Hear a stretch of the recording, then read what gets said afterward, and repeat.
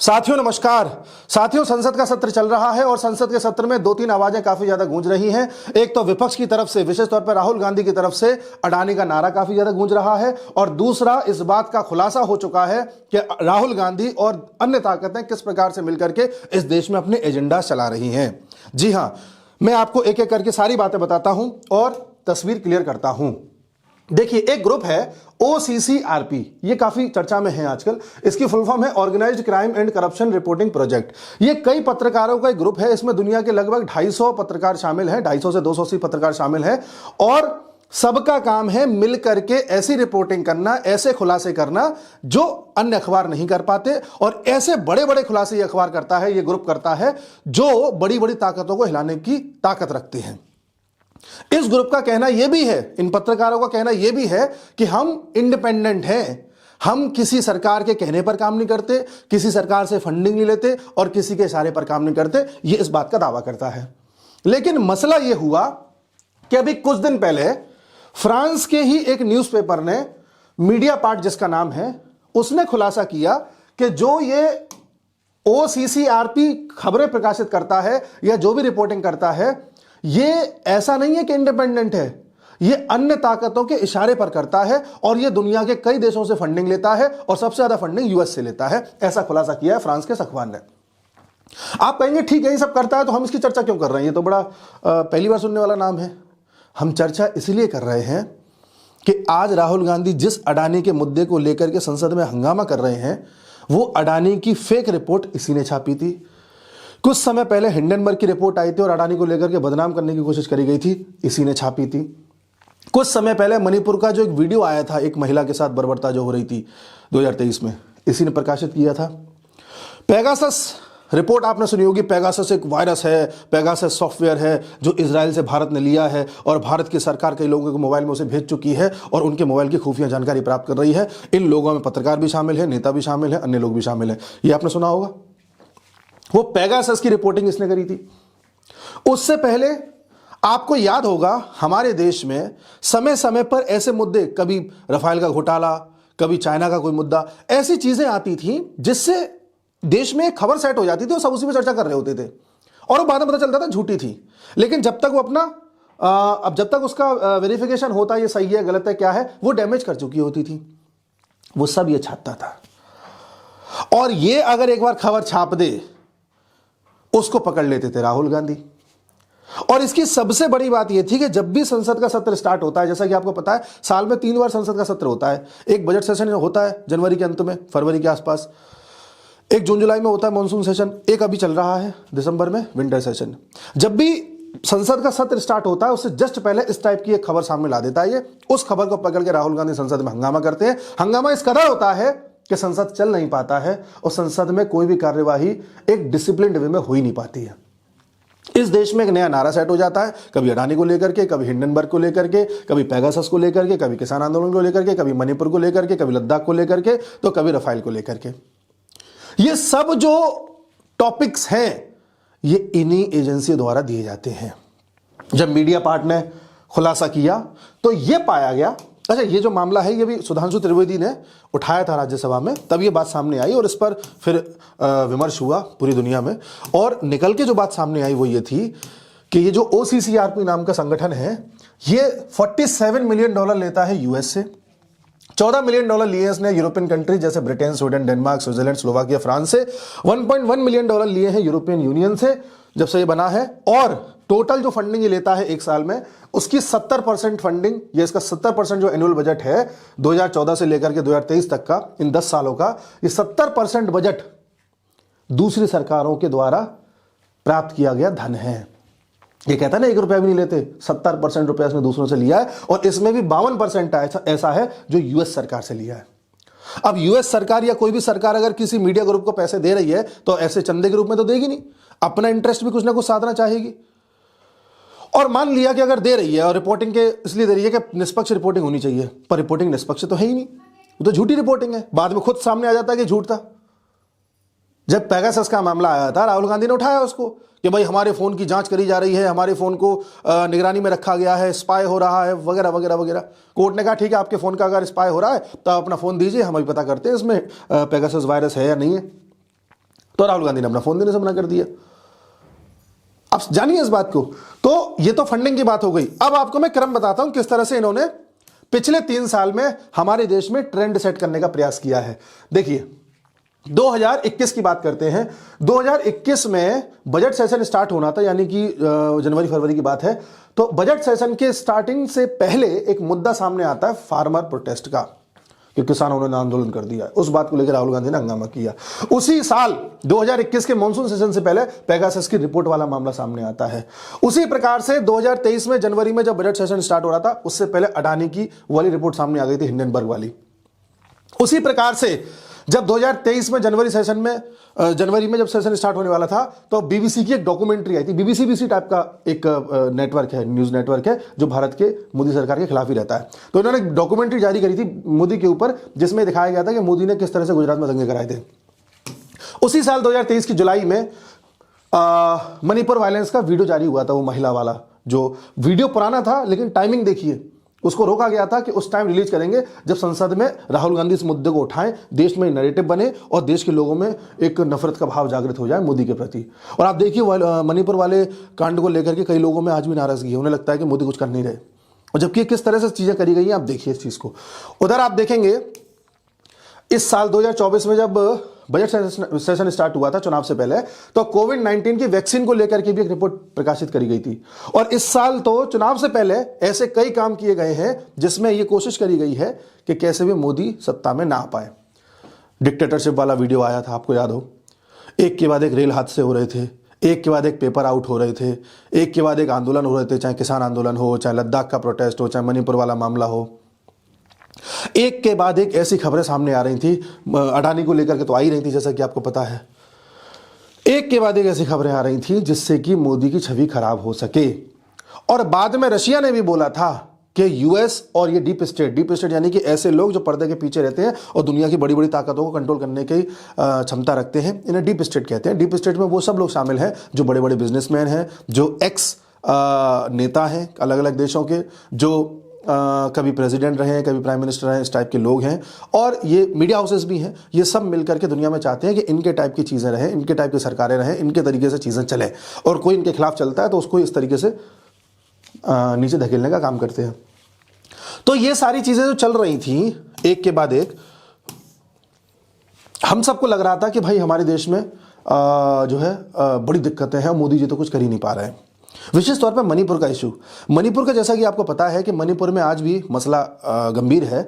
Manipur touch करता है Myanmar को, और आपको पता है कि नीचे बांग्लादेश है, इस तरफ थोड़ा नीचे। अब आप खुद देखिए, बांग्लादेश में तख्ता पलट हो ही चुका है, 2021 में म्यांमार में तख्ता पलट हो चुका था, मणिपुर में वायलेंस हो ही रहा है।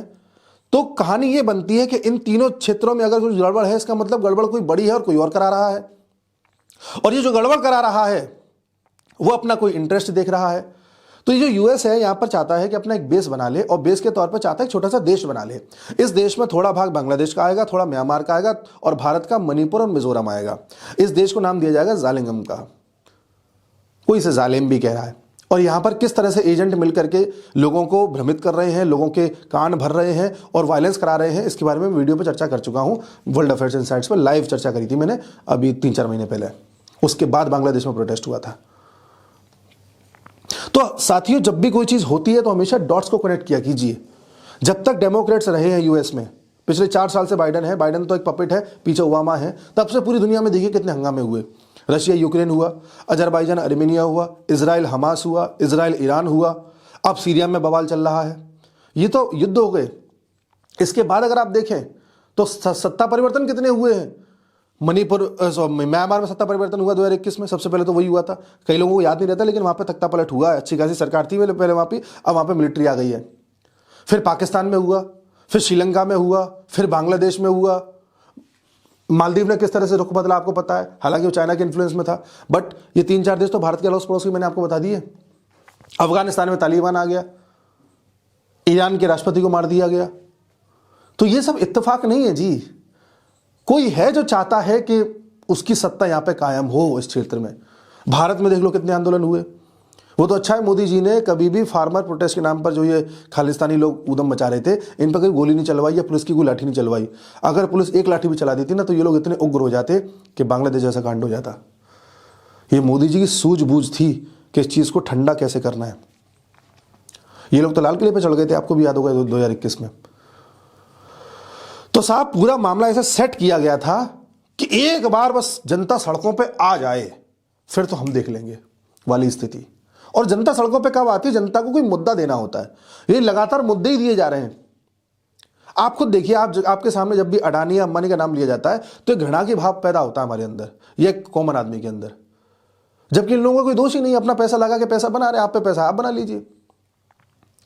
और जब भी नाम लिया जाता है एलन मस्क का, मार्क जकरबर्ग का, बिल गेट्स का, तो हमें अच्छा सा लगता है, हमें लगता है ऐसा बनना चाहिए हमें। तो ऐसा क्यों है कि जब अपने उद्योगपतियों का नाम ले तो हमें खराब लगता है, दूसरों का ले तो अच्छा लगता है, दूसरों का क्या यूएस वालों का ले तो। ये किया गया है हमारे दिमाग को ऐसा जी।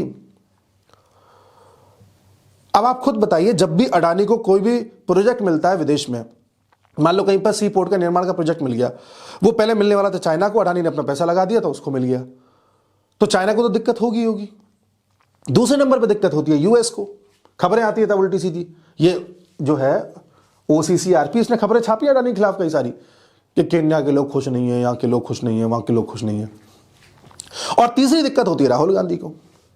राहुल गांधी ने आज तक कई बातें ऐसी बोल दी हैं कि हमारा मोदी तो डरपोक है, चाइना से डरता है, देखो चाइना अंदर आ गया लद्दाख में, मोदी डरपोक है, मोदी डरपोक है। अब जब चाइना बाहर चला गया तब एक भी बार राहुल गांधी ने ऐसा बोला कि चाइना डरपोक है, देखो बाहर चला गया। आप मुझे एक भी वीडियो, एक भी क्लिप, ऐसी कोई भी न्यूज़ दिखा देना जहां पर राहुल गांधी ने चाइना की बुराई करी हो। एक भी चीज़ दिखा देना जहां राहुल गांधी ने खालिस्तानियों की बुराई करी हो। और एक भी चीज़ दिखा देना जहां राहुल गांधी ने यह बोला हो कि हमारे देश को फॉरेन पावर्स कंट्रोल कर रही हैं, जबकि इस बात को रशिया कह चुका है। हम लोग तो खैर अब देख ही रहे हैं, प्रत्यक्ष है। लेकिन आज भी इस देश में कई लोग इस चीज़ को नहीं मानेंगे। अभी भी कुछ लोग होंगे जो मुझे क्रिटिसाइज करेंगे, अरे बीजेपी का एजेंट है, अरे ये तो एक ही पार्टी की भाषा बोल रहा है। हाँ भैया, एक ही पार्टी की भाषा बोल रहे हैं, और बोलिए।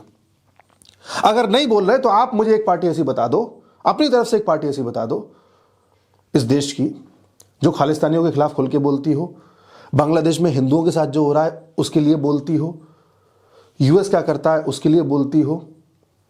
एक पार्टी बता दो आप मुझे। क्या राहुल गांधी, ममता बनर्जी, स्टालिन, केजरीवाल, उद्धव ठाकरे, अखिलेश यादव, इनमें से कोई भी नेता ऐसा है जो बांग्लादेश में हिंदुओं के साथ जो हो रहा है उसके लिए कुछ बोला हो? ममता बनर्जी ने कल बोला है, वो भी इसलिए क्योंकि ममता बनर्जी को पता चल गया कि इंडिया अलायंस में अब राहुल गांधी की पकड़ ढीली हो रही है और राहुल गांधी को कोई सीरियसली नहीं ले रहा, तो इंडिया अलायंस की नेता मैं बनना चाहती हूं, इसलिए वो साथ रही है हिंदुओं को वहां पे। अखिलेश यादव ने कब बोला बताइए? अखिलेश यादव महाराष्ट्र में जो इंडिया अलायंस का हिस्सा बने हुए थे बाहर आ गए, उससे जानते हैं क्यों? क्योंकि उद्धव ठाकरे ने कल परसों ये बोला था कि बाबरी मस्जिद को जो तोड़ा था उसमें बाला साहब ठाकरे का भी हाथ था, ऐसा करके उन्होंने कुछ ग्लोरीफाई किया बाला साहब ठाकरे को। इस बात को लेकर अखिलेश यादव चढ़ गए कि तुमने बाबरी मस्जिद को लेकर ऐसा क्यों बोल दिया। जब इस देश की पॉलिटिकल पार्टीज ही इस देश के मुद्दों को उठाने को तैयार नहीं है तो मैं उनके बारे में कैसे पॉजिटिव बात कर लूं बताइए? फिर जो उठा रहा होगा कहीं ना कहीं उससे हमारी बात मैच कर जाएगी और आपको लगेगा हम उसकी बात कर रहे हैं। हम उसकी बात नहीं, आप बताओ ना, कौन सा आपको नेता ऐसा दिखा पिछले कई सालों में जो राष्ट्रवाद की बात करता हो, जो इस देश की संस्कृति की बात करता हो, जिसने दुनिया में भारत का नाम रोशन किया हो? हम लोग इन्फीरियर रहते थे, हम लोगों को लगता था कि हम सांप सपेरों के देश हैं। पहली बार 10 साल में लग रहा है कि हम भाई कुछ भारत का भाई कुछ स्टांस है। अब पता चल रहा है कि हमारे, देखिए कितना बड़ा खेल हमारे साथ खेला गया। हमारे देश में तीसरे नंबर पर सबसे ज़्यादा ज़मीन है मुसलमानों के पास, वक्फ बोर्ड के पास। ये हुआ है पिछले 70 साल में। 70 साल पहले आपके देश के 2 टुकड़े कर दिए गए थे कुछ लोगों ने, उन्हीं की आगे पीढ़ियां प्राइम मिनिस्टर बनती चली गई, उन्हीं का पीढ़ी का एक हिस्सा आज संसद में बैठ के कभी हिंदुओं के बारे में कुछ बोलता है, कभी किसी के बारे में कुछ बोलता है। वही आदमी यूएस में जाकर के सिखों के बारे में कुछ बोलता है और उस बात का समर्थन करता है पन्नू खालिस्तानी। यही राहुल गांधी यूएस में जाकर के हमेशा भारत की बुराई करते हैं। यही राहुल गांधी यूके में जाकर भारत की बुराई करते हैं। भारत का मीडिया खतरे में है, भारत में लोकतंत्र खतरे में है, भारत में सब। अगर लोकतंत्र की तुम्हें इतनी चिंता है, तुम संविधान की प्रति लेकर इतने घूमते रहते हो दुनिया में, तो ये बताओ तुम्हारी पार्टी में कितना लोकतंत्र है? तुमने तो पूरा परिवार लाके बैठा दिया संसद में अपना। आप कहिएगा उनकी पार्टी के अध्यक्ष तो मतलब मल्लिकार्जुन खड़गे हैं। खड़गे साहब की क्या स्थिति आप भी देख लीजिए। खड़गे से ज़्यादा ऊंची कुर्सी तो सोनिया गांधी को दी जाती है। जब इस देश में प्रधानमंत्री मनमोहन सिंह जी थे तब मनमोहन सिंह जी की किस तरह से बेइज्जती करती थी सोनिया गांधी, आपने हमने सबने देखा है वीडियोस में। इससे ज़्यादा आपको क्या चाहिए प्रूफ? इससे ज़्यादा आपको क्या प्रूफ चाहिए? राहुल गांधी एक साल में, पूरे एक साल का एवरेज है 2 महीने बाहर रहता है विदेश में। पहले तो एसपीजी रहती थी, पता चल जाता था, इसने एसपीजी लेना बंद कर दिया। राहुल गांधी के पासपोर्ट देखोगे तो पता चलेगा ये जाता कहाँ है, तो मतलब ये भी नहीं पता चलता जाता कहाँ है। कुछ देश ऐसे हैं जहां पर एक देश में एंट्री कर ली तो बाकी अंदर ही अंदर घूम सकते हो, पता भी नहीं चलेगा। जैसे यूरोप में आप चले जाओ, तो आपने ले लिया, मान लो जर्मनी का वीज़ा ले लिया, जर्मनी में आप चले गए, तो अब जर्मनी से ऑस्ट्रिया भी जा सकते हो, हंगरी भी जा सकते हो, इटली भी जा सकते हो। उसके लिए फिर अलग अलग आपको पासपोर्ट पर या वीज़ा का कुछ करना नहीं पड़ता। तो ये किससे मिलता है, कहाँ जाता है, क्या करता है, कुछ नहीं पता। अभी कुछ दिन पहले राहुल गांधी उज्बेकिस्तान गया था, जानते क्यों? उज्बेकिस्तान में उस वक्त यूएस का एक डेलीगेशन आया हुआ था। यूएस की एक फंडिंग करने वाली एजेंसी आई हुई थी जो यूएस के अलग अलग मामलों को फंड करती है, वो भी उज्बेकिस्तान गई हुई थी इत्तेफाक से। अब राहुल गांधी और ये मिले या नहीं मिले ये नहीं पता, लेकिन इत्तेफाक तो यही है। और उसके बाद से हटाने का मुद्दा सामने आ गया। तो ये इत्तेफाक नहीं है साथियों, कनेक्ट द डॉट्स। हमको और आपको जातियों में बांट के रखा गया है। कोई पंडित है, कोई राजपूत है, कोई बनिया है, कोई ठाकुर है, कोई गुजर है, हिंदू कोई है ही नहीं। और उधर पूरा पूरा समुदाय मुसलमान है, जबकि हमसे ज़्यादा जातियाँ वहाँ हैं, हमसे ज़्यादा लड़ाइयाँ वहाँ हैं। दुनिया का एक मुसलमान कंट्री ऐसा नहीं है शांति से रह रहा हो, लेकिन उनको मुसलमान बोला जाता है क्योंकि उनका वोट बैंक चाहिए कांग्रेस को पूरा का पूरा। आपको तोड़ के रखना है, आप इकट्ठे हो गए तो दिक्कत हो जाएगी, फिर उनका क्या होगा? ये समझिए आप इस बात को। अगर अब भी आपको लगता है कि नहीं आपको उसी व्यक्ति का साथ देना है तो आपकी मर्जी। नमस्कार।